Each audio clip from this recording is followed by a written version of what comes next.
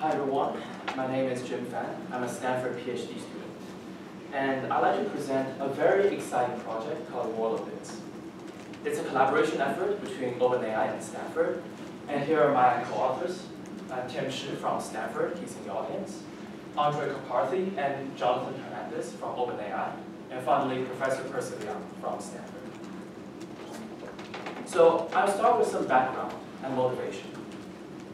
The OpenAI Gym library provides a standardized API to interact with many reinforcement learning environments. And every task is abstracted away by this model of observation, action, and reward.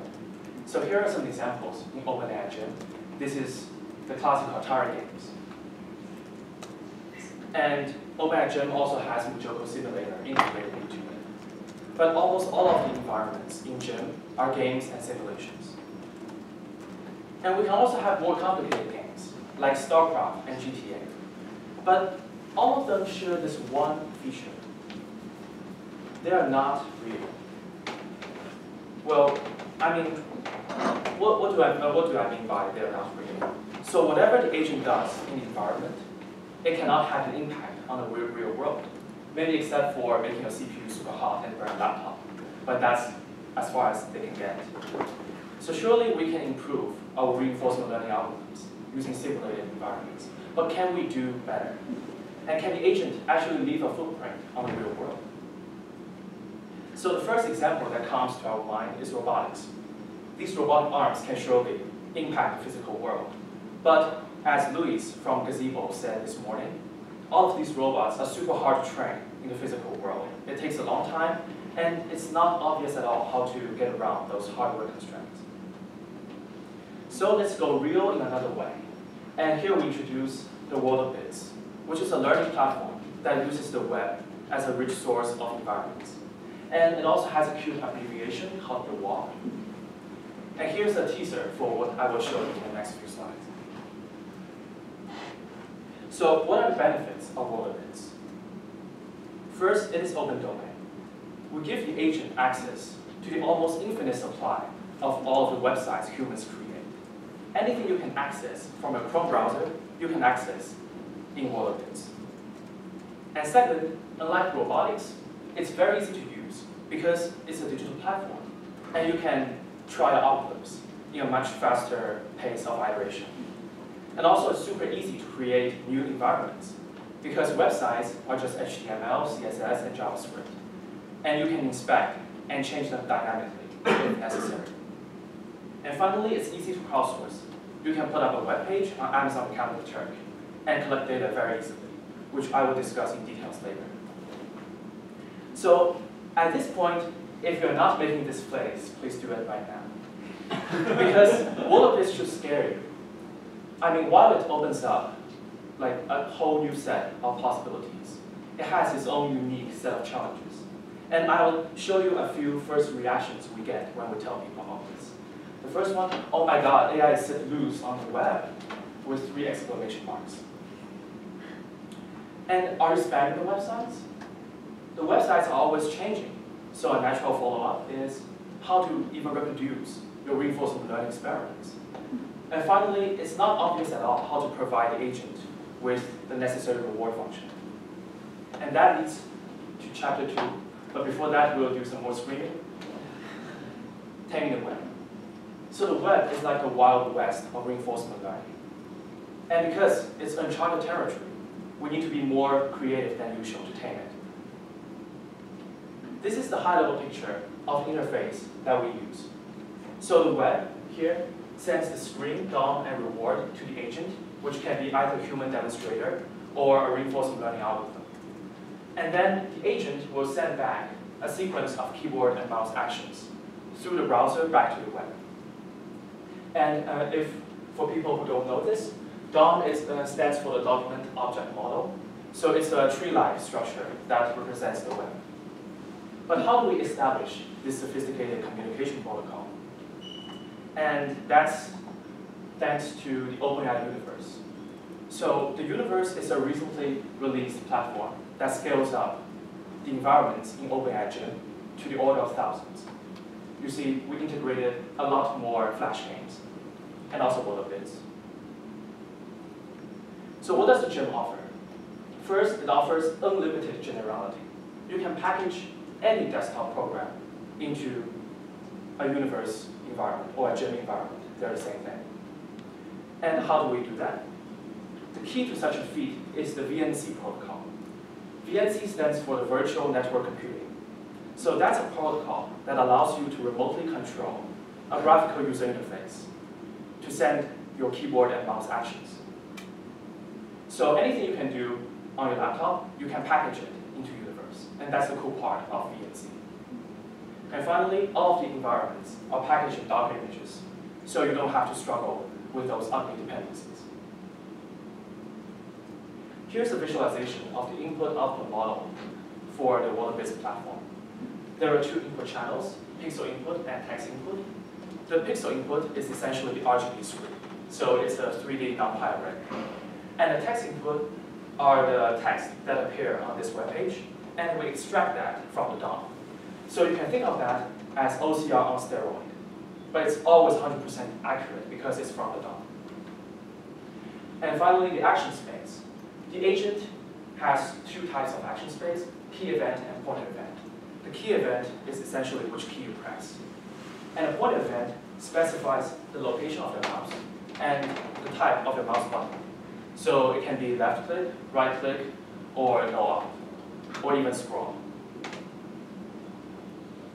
As a proof of concept, we first created a set of relatively simple environments for a wedge, and we call it the mini wall.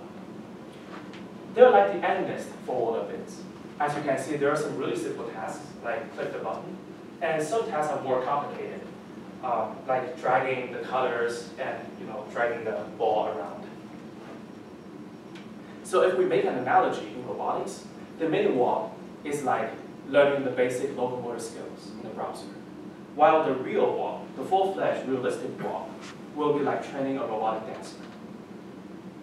The goal here is to create a large and diverse set of real and interesting web tasks, while ensuring that the tasks have well-defined reward, and also they have to be safe, which means you don't spam the websites, and reproducible.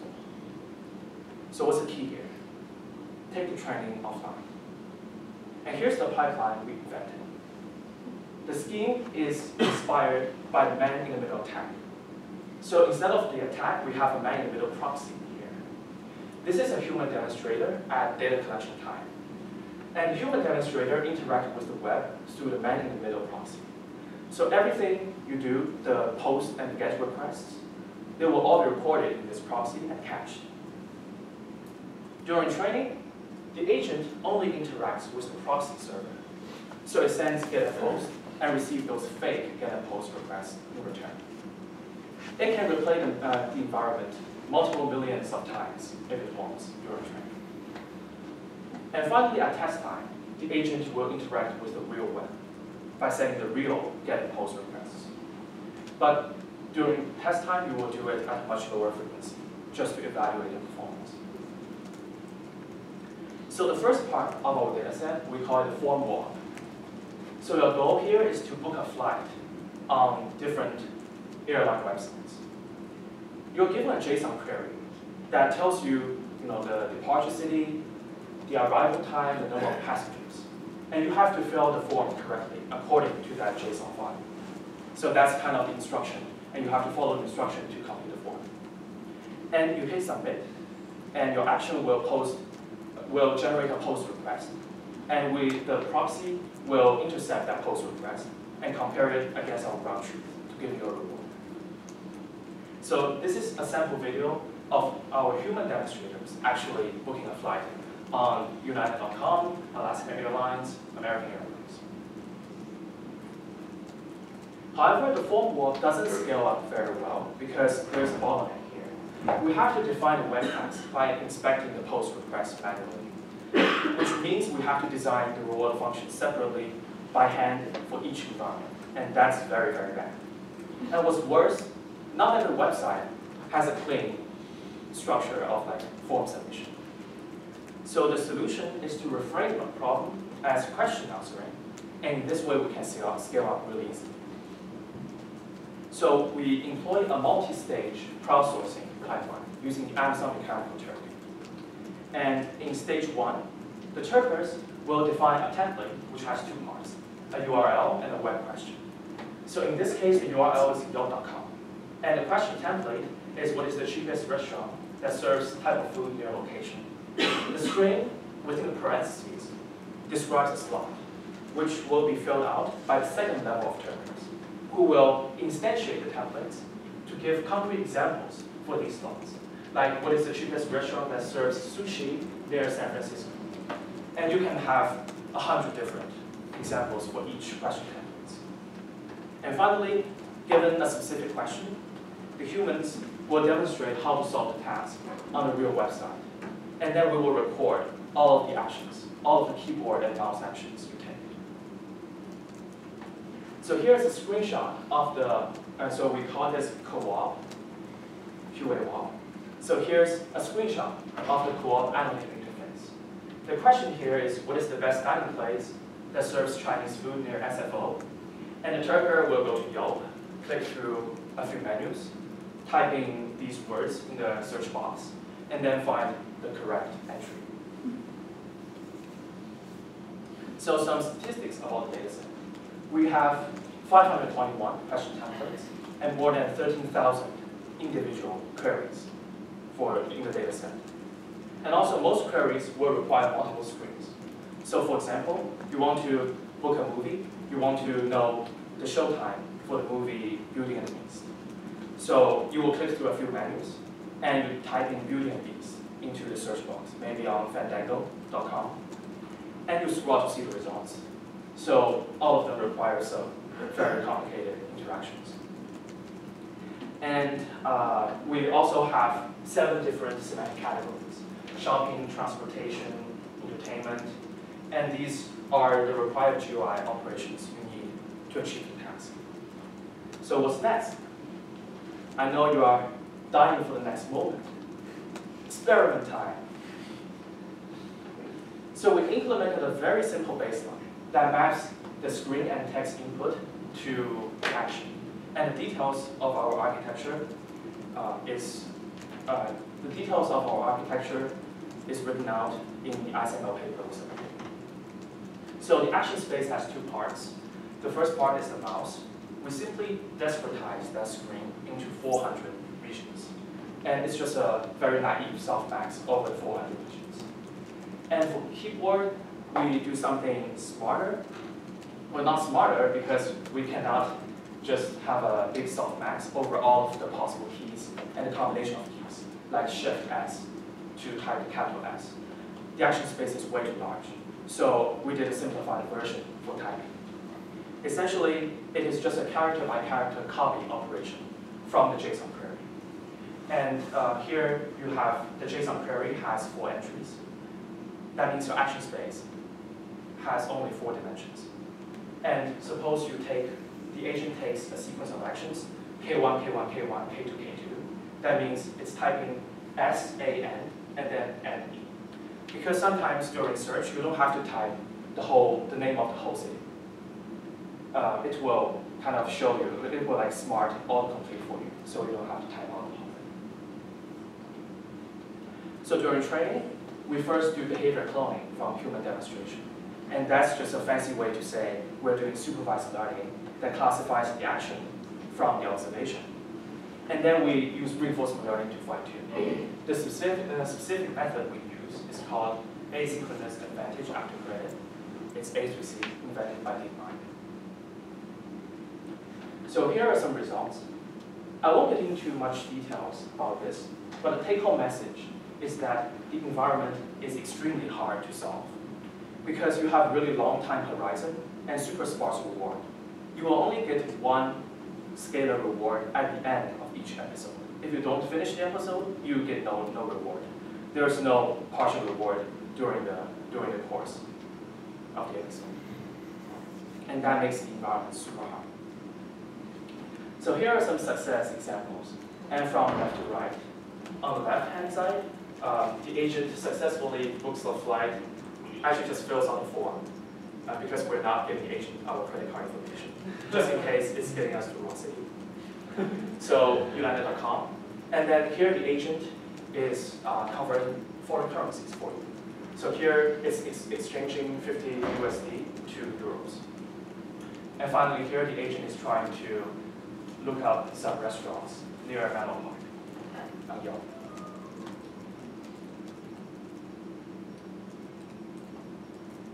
And some failure modes. On the left-hand side, the agent is falling off the human demonstration because during demonstration, it never sees this kind of screen, and it will screw up.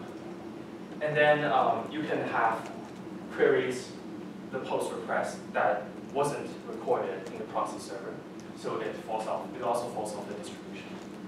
And finally, you can click on the wrong thing. So some future work about boilerplates. First, the task is inherently hierarchical because first you make high-level decisions, like I want to search for a specific string. That's a high-level decision. And then you do a sequence of low-level operations, like actually putting a mouse to a search box, click, and type on the keyboard one by one. So it's inherently hierarchical, and we believe it's a great testbed for hierarchical reinforcement learning. And it's also great for transfer learning, because you can imagine that you train the agent on united.com, booking a flight, and then you transfer it to, say, delta.com, and see if it can generalize to a new website without retraining from scratch.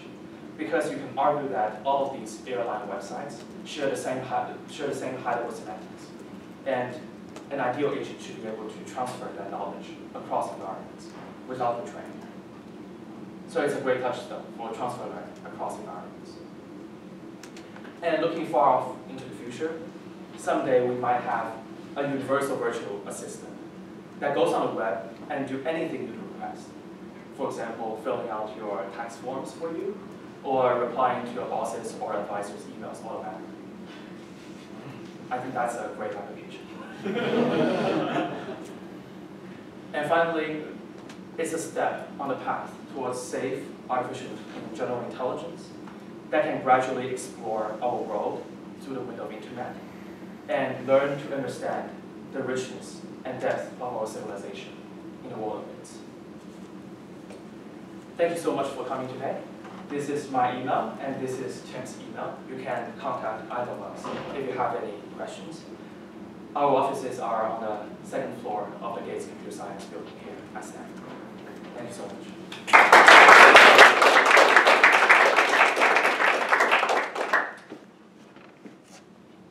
Any questions? Please. So I might be getting the architecture wrong, but I think I saw in one of your slides you were saying you were training on both the DOM and the pixel layout. Do you have a sense of which one was more important and had kind of more information in terms of training? So I think the DOM is kind of helping the training. And I think we did some experiments using the pixels only, and they were not good at all. Ideally, the agent should learn to do OCR, but it's too much learning happening at the same time. So we want to give it a DOM as kind of this learning assistance. And also because the DOM comes for free, there's no reason not to use it. Like you can always get a DOM in any case, so it's not really cheap. Yes. Please. So I think this is super cool, but I think I missed a key part. So you've got the real world, and you're not allowing the agent to interact with the real world. But I was only at test time. Only at test time, right? But I was a little confused. Like, are you basically sampling a whole bunch of scenarios? Because you're not building a simulator of the real world in the proxy, right? There's no simulator. So you just have a whole bunch of simulated? We have 100 human demonstrations for each website. But so that seems like very little, right? Like compared to Atari or other cases, that's nothing compared to 10 trillion examples or whatever we need to learn at Atari. So what do you think makes it possible to do something pretty reasonable in these cases? Is it that there's a really small set and you can get good learning from demonstration, or like are there other cases where it might be much harder? So we do the supervised learning, pre-training first, and then do RL fine-tuning. So we did do RL fine-tuning, and it communicates with the proxy server. And mostly it's interaction with the GUI instead of actually generating post requests. So it takes a lot of, like millions of episodes to learn to interact with the GUI. So it does take a long time to train. Does that answer your question? Yeah, so it is taking, like, it's just that you've got the human demonstrations, basically, and that's what's really refining the set of spaces. Yeah, we cannot do RL from scratch because it's super sparse. Random exploration will never get there. Does this approach assume that what the human demonstrator did is the only way to do it? Whereas if you maybe took a different path to get to your final website, that would have been just as valid, but then that can't be done in your simulator because the proxy doesn't have that experience? Well, if the agent discovers that during reinforcement learning fine-tuning, that's perfectly fine. Because we don't penalize, it would take like a different sequence. Like if you fill out the destination city first, and then you fill the number of passengers. I mean, you can do it in whatever order you want, as long as your final post request is found. Or as long as the final answer you take on the website is found. Okay, but then how do you get in those situations where they did something and it was like 404 file not found? Yeah, so like for example on Yo, if it searches for some gibberish, you can follow the rings. So you mentioned using like X-ray-C to train I also can elaborate on the algorithm side what's the difficulty? So the main contribution of our paper is not really the algorithm. The baseline is super simple. It should be hierarchical, as I said. Like you should not just train like a direct mapping from the screen to action. In a black box, 5-layer conflict, you should have some structure into it. So yeah, like this is just a baseline to see how hard the task can be. But like later we will have like a whole line of research solving these tasks. While this paper is only here to establish the platform and also this environment and data collection.